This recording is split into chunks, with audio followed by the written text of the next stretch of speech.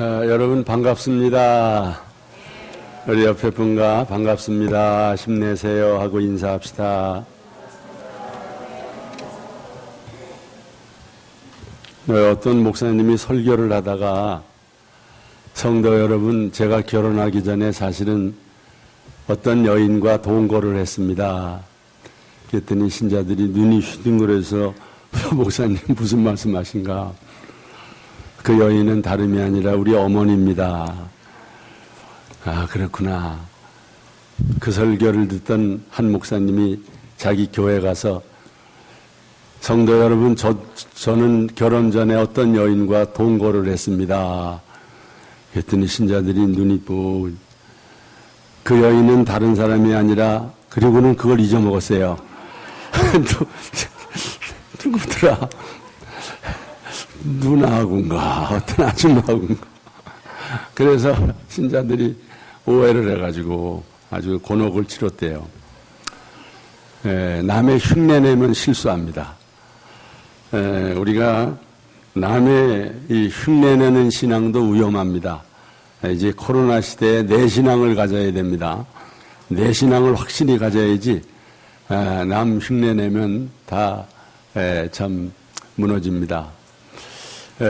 오늘 본문 말씀은 바벨론 포로 생활로 탄식과 절망 중에 있는 이스라엘 백성들에게 주시는 하나님의 말씀입니다. 예루살렘은 기원전 587년에 바벨론의 공격 앞에 반년 동안을 버티다가 결국 함락됐습니다. 그 결과 예루살렘 성전은 파괴되고 수많은 사람들이 죽고 노예로 끌려갔습니다. 나라는 망하고 백성들은 포로로 끌려갔으니 그 슬픔과 고통이 얼마나 컸겠습니까? 우리나라도 일본의 식민지로 36년 동안 온갖 수모와 고통을 당했습니다. 사랑하는 딸들이 위안부로 끌려가고요. 사랑하는 아들들은 징용으로 끌려가고요. 백성들은 노예처럼 농사를 지어도 세금 수탈을 당하고 먹지 못하고 입지 못하고 그냥 소처럼 일만 하다가 죽었어요. 이런 절망이 또 어디 있겠습니까? 이스라엘 백성들이 바벨론의 포로가 되어 이런 고통과 수모를 당하고 있었습니다. 이때 하나님께서 이사야 선지자를 통해서 오늘 말씀을 하신 것입니다. 무슨 말씀을 하셨는가? 오늘 본문을 다시 한번 보겠습니다. 앞에 보시고, 너희는 하나님이 이르시되 너희는 위로하라, 내 백성을 위로하라. 너희는 예루살렘의 마음에 노역의 때가 끝났고 그 죄악이 사함을 받았느니라. 그의 모든 죄로 말미암아 여호와의 손에서 벌을 배나 받았느니라. 나라는 빼앗기고 바벨론에서 포로 생활을 하고 있는 이스라엘 백성들을 위로하라. 그런 말씀입니다. 그래서 먼저 생각할 것은 하나님은 당신의 백성을 위로하시는 하나님이심을 믿습니다. 하나님이 위로의 하나님이라고 하는 사실이 현실적으로 낯설게 느껴질지 모릅니다. 더욱이 나라가 망하고 포로 신세가 된 이스라엘 백성들에게는 위로의 하나님이라기보다는 심판의 하나님으로 느껴지기가 쉽습니다. 그럼에도 불구하고 하나님은 자비의 아버지시며 모든 위로의 하나님이십니다. 그러니까 이사야 선지자에게 내 백성을 위로하라 명령하신 것입니다. 너희의 하나님이 이르시되 너희는 위로하라, 내 백성을 위로하라. 여기 위로의 주체가 누굽니까? 하나님입니다. 너희의 하나님입니다. 너희의 하나님이란 바벨론 포로와 같은 절망 중에 있을지라도 과거 그들의 조상들과 언약 관계는 변함이 없다. 그런 하나님이 말씀하시는 것입니다. 그러나 아마 이스라엘 백성들이 생각할 때는 너희의 하나님이라기보다는 남의 하나님처럼 느껴졌을지도 모릅니다. 위로의 하나님이 아니라 벌 주시는 하나님이라고 느껴질지도 모르겠습니다. 혹시 여러분 중에도 하나님이 사랑의 하나님이라기보다 하나님은 벌 주시는 하나님, 정말 심판하시는 하나님이 아닌가 그런 느낌을 가지고 있는 분들도 있을지 모르겠습니다. 그러나 결코 그렇지 않습니다. 하나님은 당신의 백성들을 위로하시는 하나님이심을 믿으시기를 바랍니다. 물론 하나님은 사랑의 아버지로서 자녀들이 죄를 범했을 때는 징계하십니다. 부모가 사랑하는 자식에게 사랑의 매를 드는 것과 같습니다. 여러분 이 말씀을 한번 보십시오. 다 같이 주께서 그 사랑하시는 자를 징계하시고 그가 받아들이시는 아들마다 채찍질 하심이라 하였으니 너희가 참음은 징계를 받기 위함이라 하나님의 아들과 같이 너희를 대우하시나니 어찌 아버지가 징계하지 않는 아들이 있으리요. 아멘. 그렇습니다. 하나님은 때로 징계하십니다. 채찍질하십니다. 그럴지라도 아주 버리지 아니하시고 사랑하시고 위로하시는 하나님이심을 믿으시기를 바랍니다. 또 하나님은 당신의 백성들을 시험하시고 연단하시고 또 훈련하십니다. 이스라엘 백성들을 광야에서 시험하셨습니다. 왜요? 이 말씀 보세요. 다 같이 내 조상들도 알지 못하던 만나를 광야에서 네게 먹이셨나니 이는 다 너를 낮추시며 너를 시험하사 마침내 네게 뭘 주시려고? 복을 주려 하심이라. 믿으시기를 바랍니다. 복 주시려고 시험하시고 연단하시고 훈련하십니다. 우리가 세상에서도 회사에서도 승진을 위해서 또 연수받고 훈련하고 그러잖아요. 하나님께서는 이스라엘 백성들의 죄에 대해 징계하시고 심판하셨습니다. 그러나 이제는 그들을 위로하시고 소망을 주십니다. 그 말씀이 바로 오늘 본문 이사야서 40장 말씀입니다. 여러분 이사야서를 성경의 축소판이라고 그래요. 놀랍게도 이사야서는 성경의 구조와 비슷합니다. 여러분 이사야서는 66장으로 되어 있습니다. 전반부 39장, 후반부 27장으로 되어 있어요. 39장 더하기 27장 하면 몇 장이에요? 그게 66장이에요. 신구약 성경이 몇 권이에요? 66권이잖아요. 구약 39권, 신약 27권. 이게 성경의 축소판이라고 해요. 이사야서 1장부터 39장까지는 이스라엘의 죄와 심판을 다루고 40장부터 66장까지는 메시아의 오심과 위로와 회복을 다루고 있는 것입니다. 본문 40장부터는 위로와 소망이 가득한 말씀입니다. 40장 이후에 위로라는 말이 많이 나오는데 자그만치 15번 나옵니다. 메시아 예언이 가장 많은 책이 이사야서입니다. 그래서 이사야서를 가르쳐서 구약의 복음서라 그래. 구약의 복음서. 여러분 이사야가 이 복음이 많이 있다는 거예요. 예를 들어서 이거 한번 보세요. 이런 말씀이 다 이사야입니다. 다 같이 그러므로 주께서 친히 징조를 너희에게 주실 것이라. 보라 처녀가 잉태하여 아들을 낳을 것이요 그 이름을 임마누엘이라 하리라. 그가 찔림은 우리의 허물 때문이요 그가 상함은 우리의 죄악 때문이라. 그가 징계를 받음으로 우리는 평화를 누리고 그가 채찍에 맞음으로 우리는 나음을 받았도다. 우리는 다 양 같아서 그릇 행하여 각기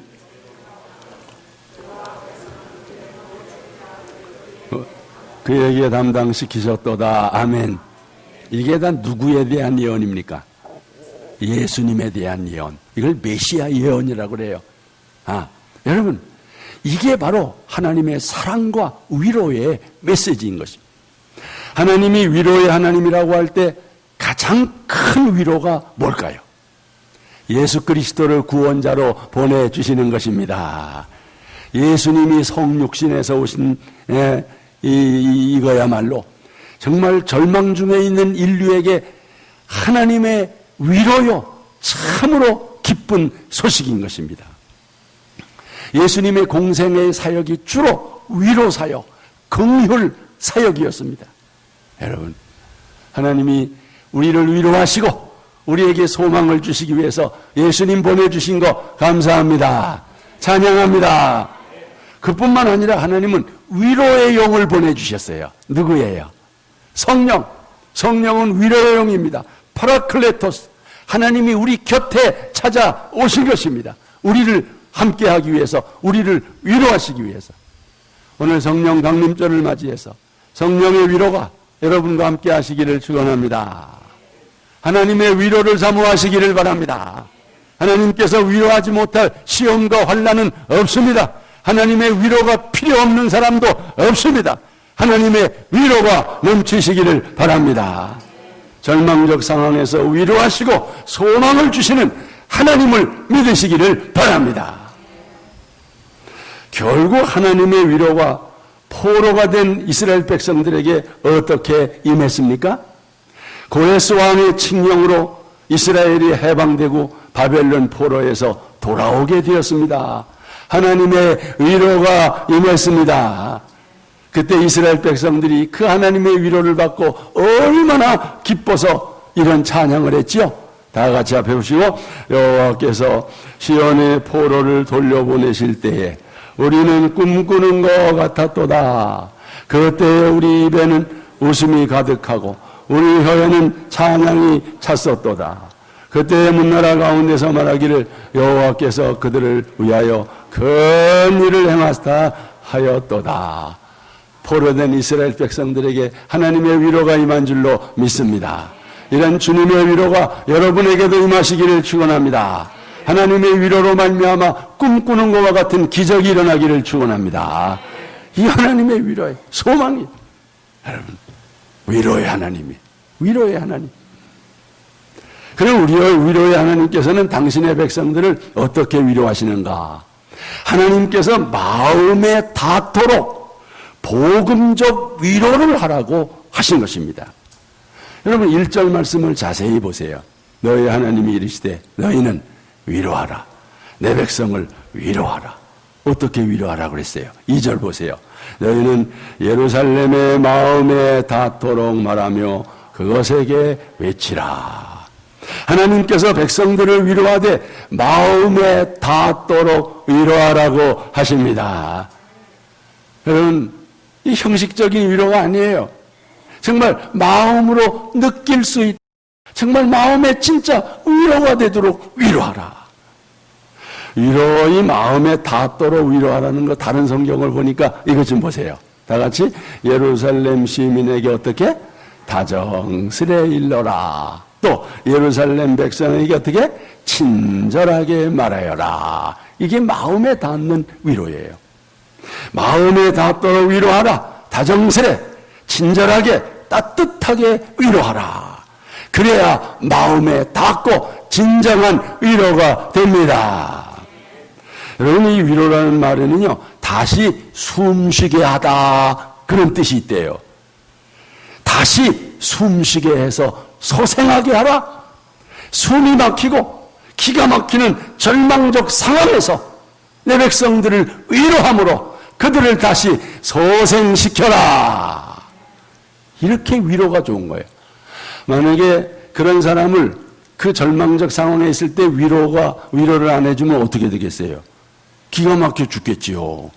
그냥 소생되지 못하고 죽을 겁니다. 여러분, 어떻게 마음에 닿는 위로를 할 수 있을까? 한마디로 복음적인 위로를 해야 합니다. 이게 하나님의 위로입니다. 단순히 인간적인 위로와는 다른 것입니다. 이 위로는 하나님의 약속과 긍휼을 전하는 위로입니다. 자, 이 말씀이에요. 앞에 보시고 다 같이 너희는 예루살렘의 마음에 닿도록 말하며 그것에게 외치라. 그 노역의 때가 끝났고 그 죄악이 사함을 받았느니라. 그의 모든 죄로 말미암아 여호와의 손에서 벌을 배나 받았느니라. 여러분, 이것이 이스라엘 백성들에게 전한 위로의 내용입니다. 지금까지는 바벨론에 포로되어 고통을 당하고 있었지만 이제 노역의 때가 끝났다는 것입니다. 모든 죄를 용서받았다는 거예요. 벌을 배나 받았다는 거예요. 여러분, 위로는 인간적인 위로 그 이상의 근본적인 위로입니다. 정말 이게 하나님의 위로입니다. 이보다 더 마음에 닿는 위로는 없습니다. 이런 위로가 여러분에게 임하시기를 바랍니다. 드디어 하나님의 구원의 때가 도래한 것입니다. 자유와 해방의 날이 온 것입니다. 지금까지 바벨론에서 옥살이하고 있었지만 이제 노역의 때가 끝났다는 것입니다.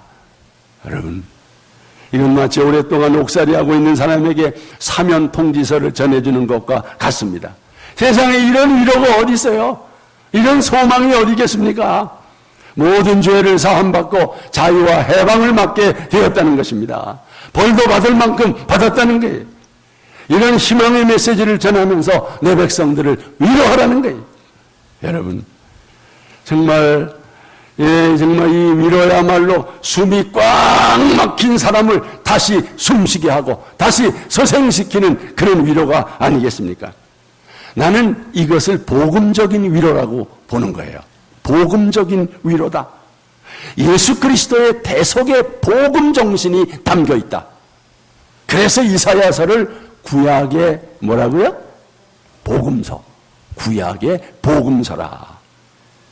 성도 여러분, 우리도 이웃에 고통당하는 사람들을 이렇게 위로해야 합니다. 예수 그리스도의 복음을 믿고 그 사랑으로 위로하는 것입니다. 안 믿는 사람에게 이런 위로를 전했다면 그건 진짜 복음을 전하는 거예요. 예수님께서 십자가에서 달리셔서 당신이 져야 할 노역을 대신 감당했고 우리가 받아야 할 징벌을 예수님이 대신 받으셨고 그 피로 말미암아 우리 죄를 용서받았습니다. 어서 예수 믿고 자유와 해방을 얻으십시오. 여러분, 이게 이사야가 전한 복음이에요. 자, 이 말씀 다시 한번 보세요. 다 같이. 그가 찔림은 우리의 허물 때문이요 그가 상함은 우리가 평화를 누리고 그가 채찍에 맞음으로 우리가 나음을 받았도다.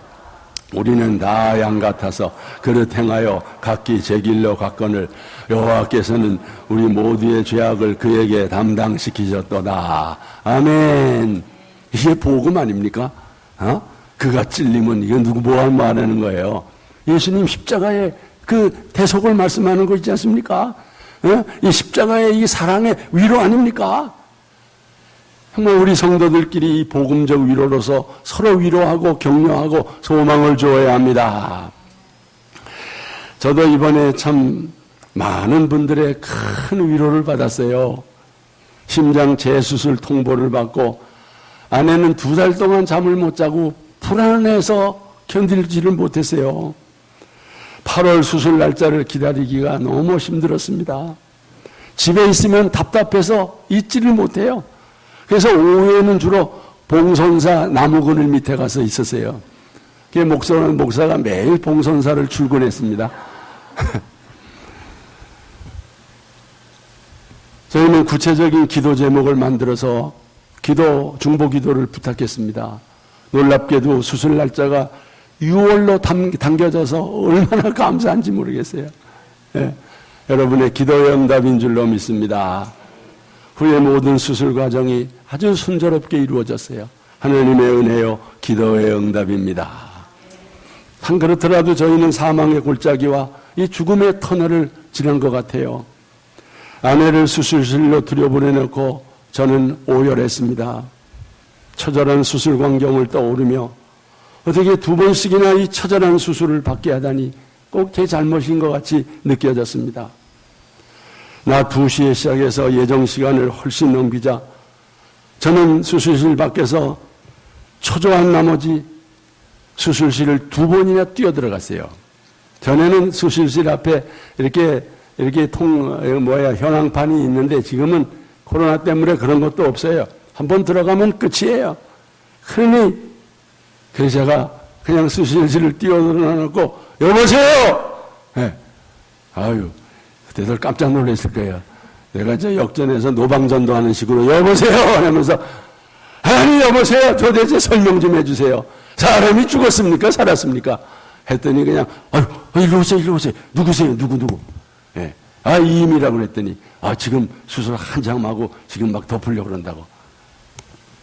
오랜 사투 끝에 수술은 장작 7시간이 지난 밤 9시 30분에서야 끝나고 중환자실로 옮겨졌습니다. 늦은 밤 1시 31분에 의식이 돌아왔다는 문자를 받고 그때부터 저는 또 가슴이 아팠습니다. 의식이 돌아오고 나서 중환자실에서 그 고통을 어떻게 감당할까? 아내는 평소에도 그 지옥 같은 중환자실에서 1분 1초를 기다리지 말고 자기를 빼내달라고 부탁을 했어요. 전에 어떤 사람이 무슨 거기 VIP실은 하룻밤에 200만 원이래나 300만 원이래라. 예. 그래서 알았어. VIP실로도 뺄 테니까 걱정하지 마라. 예. 그러면서 안심을 시켰지요. 뜬 눈으로 밤을 새고 아내에게 전해질 물건이 있어서 중환자실을 찾아갔습니다. 아침 8시에. 이렇게 이 호흡기 이 폐에 안 하기 위해서 이렇게 부는 게 있어요. 이 3개가 있는데 빨간 거 이렇게 쏙쏙 이렇게 올라가는 거. 이걸 가지고 이제 들어갔는데, 기회는 이때다. 아내에게 편지를 썼어요. 여보, 내가 지금 당신 곧 빼낼 테니까 걱정하지 말고 조금만 참어. 힘내. 그리고 똘똘 말아가지고서 그 훅 부는 데다가 꽂아가지고 옛날 문익점이 목화시 붓대롱에다가 다 먹어드시고 거기다가 심어가지고서 중환자실로 들어갔습니다. 중환자실에 들어가자마자 먼 발치에서나마 저쪽에 있는 아내의 얼굴을 바라봤어요. 근데 웬일입니까? 세상에 고통의 기색은 전혀 없고 내가 두 손을 들고 화이팅! 외치니까 아내도 평온한 모습으로 두 손을 들고 화답해 주었습니다. 얼마나 감사한지. 중환자실 고통이 그래도 그렇게 심해진 않았구나. 여러분의 기도에 응답하신 하나님의 세밀한 돌보심인 줄로 믿습니다. 조금 후에 환자 상태가 좋아서 오늘 낮에 1시에 병실로 갈 테니 대기하라는 전화가 왔습니다. 이렇게 빨리 중환자실에서 나오다니 정말 눈물로 감사 기도를 드렸어요. 심장 판막교체라는 이 대수술을 받고 잘 회복돼서 일주일 만에 퇴원하게 되었으니 감사합니다. 지금 몸조리 잘하고 있어요. 많이 회복됐습니다. 수술한 다음 날부터 하루 20분씩 두세 차례 계속 걷기 운동을 하고 있습니다. 엊그저께 퇴원 후에 처음으로 병원에 가서 다 조사해 봤더니 모든 것이 정상이라고 합니다. 어제는 처음으로 또 목욕도 했습니다. 새 생명을 주신 하나님 아버지를 찬양합니다. 배후에서 뜨겁게 간절하게 중보해 주신 여러분 감사합니다. 여러분의 중보 기도가 없었다면, 예수님의 사랑으로 말미암는 복음적인 위로가 없었다면 이 고통의 짐을 어떻게 감당할 수 있었겠습니까? 여러분 정말 감사합니다.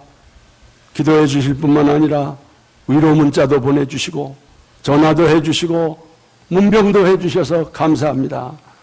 반찬 등 물질로 섬겨주셔서 감사합니다.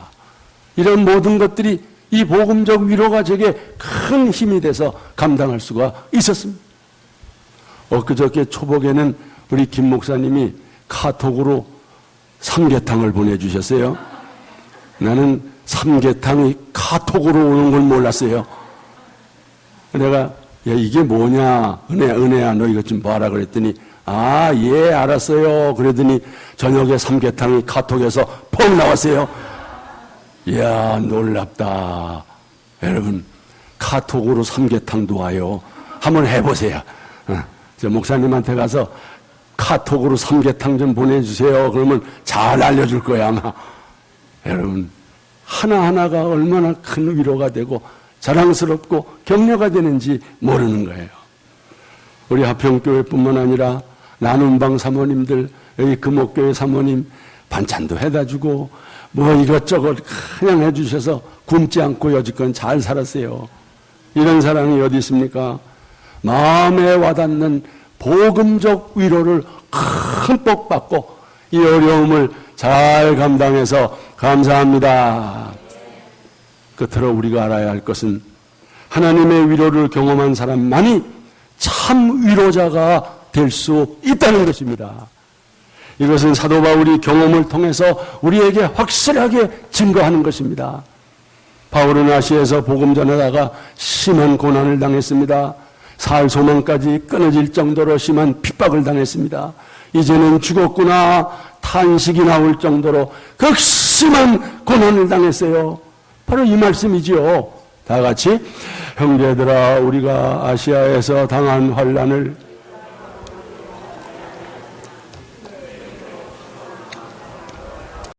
까지 끊어지고 우리는 우리 자신이 사형 선고를 받은 줄 알았으니 제가 아무리 고난을 받은들 사도 바울이 겪은 이 심한 고난에 비할 수가 있겠습니까? 그런데 감사한 것은 이때 위로의 하나님께서 사도 바울을 위로해 주셨습니다. 바울이 따뜻한 하나님의 위로를 경험한 것입니다. 마음에 와닿는 위로를 맛본 것입니다. 바울은 그 하나님을 이렇게 찬양했습니다. 다 같이 찬송하리로다. 그는 우리 주 예수 그리스도의 하나님이시요 자비의 아버지시요 모든 위로의 하나님이시며 자비의 아버지시며 모든 위로의 하나님을 찬양합니다. 할렐루야. 더욱이 감사한 것은 이토록 살 소망까지 끊어지고 사형 선고를 받은 줄 알았다가 하나님의 위로를 경험한 사도 바울이 새롭게 깨달은 것이 있습니다. 하나님의 새로운 미션이 주어졌습니다. 그게 뭘까요? 이 말씀입니다. 다 같이 우리의 모든 환난 중에서 우리를 위로하사 우리로 하여금 하나님께 받는 위로로서 모든 환난 중에 있는 자들을 능히 위로하게 하시는 이시로다. 아멘. 심한 환난을 겪고 있던 바울을 위로해 주신 하나님께서 바울로 하여금 하나님께 받은 그 위로로 고난당하는 형제들을 위로하라고 말씀하신 것입니다. 하나님의 위로를 경험하고 나서 바울로 하여금 참 위로자가 되게 하신 것입니다. 과부가 과부 사정을 안다고 고난을 당해본 사람이 고난당하는 사람의 마음을 알고 고난당할 때 위로를 받아본 사람이 그 위로가 얼마나 고맙다는 것, 위로의 문자 하나가 얼마나 고맙다는 것을 느끼지. 고난당하고 보지 못한 사람은 그런 걸 느낄 수가 없기 때문에 할 수도 없는 거지요. 성도 여러분, 무슨 고난을 당하고 있습니까? 무슨 고통을 당하고 있습니까? 하나님의 위로를 구하시기를 바랍니다. 놀라운 하나님의 위로를 맛보게 될 것입니다. 그런 다음에 하나님께로부터 받은 그 위로로서 환난 중에 있는 자들을 위로하게 하시기를 원하십니다. 여러분을 진정한 위로자로 만들기 위해서 하나님이 그 고난을 주신 줄로 믿습니다. 그러니 고난당한 것도 감사한 거예요. 하나님의 위로를 경험할 수 있는 기회가 된 거예요. 고난을 당해봐야 고난당하는 사람의 마음을 알고 위로를 받아봐야 위로가 얼마나 힘이 되는지를 알게 되는 것입니다. 여러분, 높은 뜻 숭우교회라고 있잖아요. 김동호 목사님을 아세요? 네, 유명한 목사님. 네, 이 김동호 목사님이 폐암 투병했다는 거 아십니까? 네. 그 목사님이 그 고통을 겪으면서 이런 간증, 이런 고백을 했습니다. 스스로 병실에 돌아왔는데 내 백성을 위로하라고 하는 하나님의 말씀이 들렸습니다. 처음엔 내가 죽게 생겼는데 누굴 위로하라는 말씀인가? 그런 생각이 됐지만 이내 들려온 하나님의 음성은 내가 죽게 생겼으니 죽는 자의 심정을 알잖아. 그 심정으로 위로하라는 거야. 금방 깨달아지더래요. 폐암 수술 후 양평 암 환자들 요양시설에서 3개월 동안을 요양하고 있는데 여기저기서 비명소리가 들렸답니다. 모두 지푸라기라도 잡으려는 심정들이었습니다. 그때 속으로 하나님께서 감동을 주시기를, 그래, 내가 저분들에게 지푸라기라도 대드리자. 마음 먹었답니다. 그렇게 해서 시작한 것이 날마다 기막힌 새벽 날기새 유튜브 아시죠?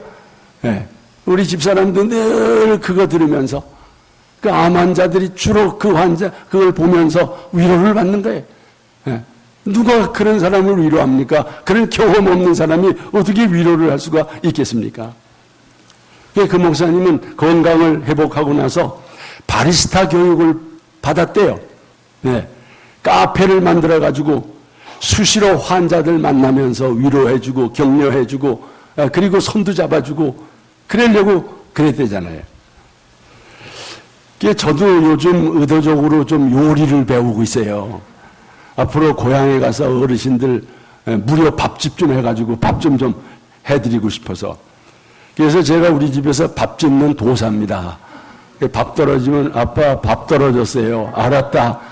가서 밥을 척척하면 얼마나 맛있는 밥을 제가 짓는지 모르겠어요. 그런데 밥만 잘 져가지고 뭐예요? 반찬이 있어야지. 사실 이 김동호 목사님은 과거엔 교인들과의 사적인 만남을 자제했대요. 내성적이어서 낯을 많이 가렸대요. 일선 목회 시절에도 약속 없이 찾아오는 교인들은 안 만나줬대요. 이런 목사도 있는데. 근데 암투병을 하고 나서 그런 성격이 완전히 꺾였대요. 스스로 많은 교인들의 사랑과 위로를 받을 때 얼마나 고마웠던지. 목회할 때 교인 중에 환자가 있어도 찾아가면 힘들까봐 찾아가지도 않았대요. 자기가 아파본 경험이 없으니까. 근데 본인이 아파보니까 찾아오는 교인이 그렇게 고맙더라는 거예요. 예. 정말 어려울 때 목사님 힘내세요. 그 문자 하나가 그렇게 힘이 되더라는 거예요. 그래서 이제는 찾아가는 위로하는 목사가 되었다는 거예요. 암투병 후 그가 고백하기를 목회 인생의 모든 순간이 만족스러웠지만 암투병 후 지금이 가장 행복합니다. 그래서 CBS 김현정의 뭔가 그 아침에 하는 거에 나와서 이 얘기를 하더라고요. 내가 들었죠. 목사님 행복하다고요? 아니 암을 알고 나서 같이 예 행복했습니다. 여러분 그 행복이 뭐겠습니까? 그 어려움 속에서 하나님의 위로받고 성도들의 위로받고 그 위로로 고통당하는 사람들을 위로해주고 그런 사람들이 다시 새 힘을 얻고 이것이 행복하다는 거죠. 여러분 저도 이번에 하나님의 위로를 많이 경험했습니다. 그래서 새삼 다짐했습니다. 하나님의 위로를 경험한 자로서 참 위로자의 삶을 살기로 다짐했습니다. 평소에 제가 우리 교인 중에 유일하게 제가 전화하고 문자를 보내는 대상이 있지요. 고난당하는 사람들, 아파하는 사람들, 고통당하는 분들, 초신자들 이런 사람들의 고통은 외면해서는 안 되겠다 그런 생각을 했지요. 저는 평소 우리 교단에서 보내주는 성결신문을 보면서 늘 거기 보면 담임 목사 취임, 올로 목사 추대 반드시 기억해뒀다가 그날따쯤 되면 축하 문자를 보냅니다. 경축 대상자들에게 축하 문자를 보내. 목사님들, 장로님들, 자제분들 결혼 날짜 적어놨다가 반드시 그날 아침 축하 문자를 멋지게 예쁜 꽃과 함께 보내주면 아이고 목사님 감사해요. 어떻게 이걸 아시고 얼마나 좋아하는지. 기독교 연합회에서 경조 문자가 오면 반드시 정말 아는지 모르는 사람이든 축하할 사람은 축하하고 조의 문자를 보낼 사람은 조의 문자를 보내고 목사님 큰 위로가 되었습니다. 감사합니다. 어려운 분들의 소문을 들으면 반드시 기도해주고 그리고 문자로 위로하고 그리고 때로는 전화해서 기도해주고 이런 일을 지금까지 해왔는데 앞으로 더 열심히 해야 되겠다 그런 생각을 했어요. 성도 여러분, 우리 주변에 여러분의 위로가 필요한 성도들, 이웃들이 많이 있습니다. 그때마다 내 백성을 위로하라고 하는 하나님의 명령을 지킬 수 있기를 바랍니다. 내 백성을 위로하라고 하는 하나님의 음성을 들을 수 있기를 바랍니다. 코로나19로 인해서 힘들어하는 사람이 참 많습니다. 교회가 저들을 위로하라고 하나님 명하십니다.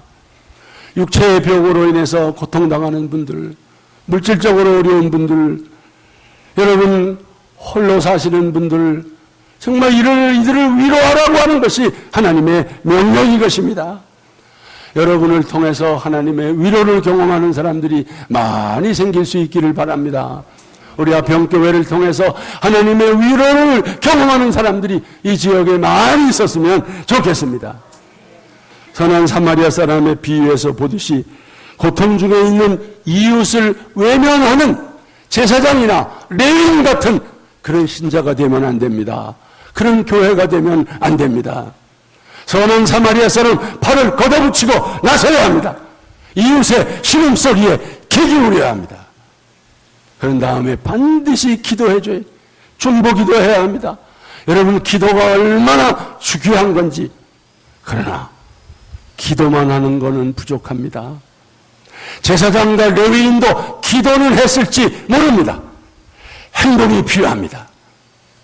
여러분 정말 행동해야 됩니다. 위로 문자도 보내고 전화도 해주고 찾아가기도 하고 힘내라고 손도 잡아주고 행동이 필요합니다. 여러분 축하의 말도 해줘야 돼. 우리 성도들에게 좋은 일이 있을 때 반드시 축하해주고 어려운 일이 있을 때 반드시 힘내라고 격려해주고 혼자 사시는 어르신들 반찬이라도 다 정성껏 담아서 꼭 한두 번씩 건네주고 여러분 이렇게 위로하고 격려해야 돼. 아, 나 혼자가 아니로구나. 얼마나 고맙고 얼마나 감사한지. 포스트 코로나 시대에 약한 자들을 우리가 서로 돌봐야 됩니다. 그리고 이것이 교회를 살리는 길임을 믿으시기를 바랍니다. 이게 중요한데 이게 쉽게 되질 않아요. 이건 누구나 할 수 있는 일이 아닙니다. 여러분 아픈 분들의 입장이 헤아려져야 위로가 나갈 텐데 이 공감이 돼야 되는데 공감이 안 되는 거예요. 이 공감도 능력이에요. 공감 능력. 여러분 아파봐야 아픈 사람을 아는 거죠. 네.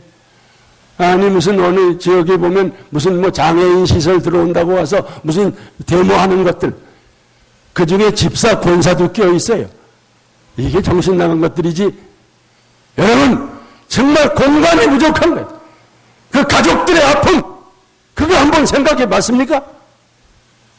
그들과 함께 살며 위로하고 격려하는 것이 마땅하지. 집값 올라가 떨어진다고.